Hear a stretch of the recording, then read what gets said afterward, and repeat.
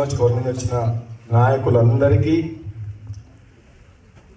Police department, ఇతర department అధికారులకు అందరికీ కూడా స్వాతంత్ర దినోత్సవ శుభాకాంక్షలు తెలియజేస్తున్న అందరికీ కూడా, మీ అందరికీ కూడా ఈరోజు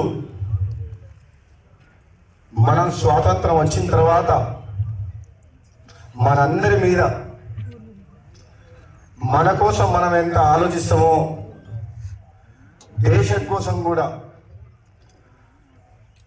మనం అందరం కూడా స్వాతంత్ర ఫలాలని అందించే విధంగా పేద ప్రజలకు మన ప్రభుత్వం ద్వారా మనం చేసే ప్రతి కార్యక్రమం పేదవాళ్లకు, దేశ భద్రతకు, దేశ అభివృద్ధిలో మనందరం పాలు పంచుకోవాలి.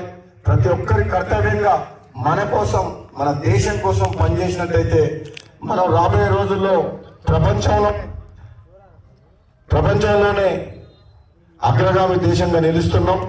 తప్పకుండా ఈరోజు ప్రపంచం భారతదేశం వైపు చూస్తుంది.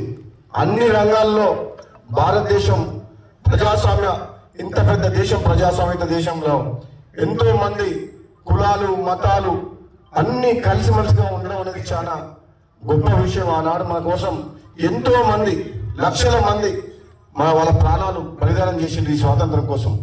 మన స్వాతంత్రం వచ్చిన తర్వాత మనం ప్రతి సంవత్సరం కూడా రాబోయే రోజుల్లో ఇంకా ముందుకు, అభివృద్ధిలో ముందుకు పోయి పేదవాళ్ళకు అండగా ఉండి స్వాతంత్ర ఫలాల్ని ప్రతి ఒక్క పేదవాళ్లకు, ప్రతి ఒక్కరు కూడా, ప్రతి కుటుంబం, ప్రతి పౌరుడు కూడా మనం సుఖ సంతోషంతో వాళ్ళ ముఖాల్లో చిరునవ్వు ఉండే విధంగా మనం అందరం కష్టపడాలి.